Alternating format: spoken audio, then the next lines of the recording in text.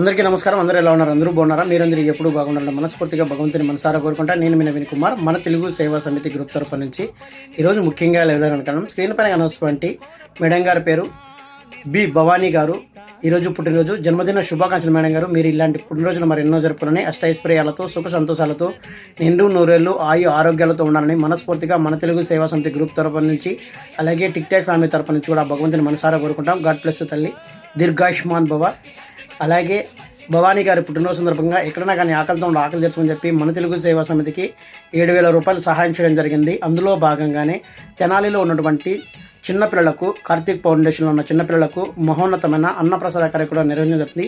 Thank you so much అమ్మ. మీరు మీ కుటుంబ సభ్యులు ఎప్పుడు ఇలాగే ఆకలి తెరిచి సంతోషంగా ఉండాలని చెప్పి మనస్ఫూర్తిగా భగవంతుని మనసారా కోరుకుంటాం.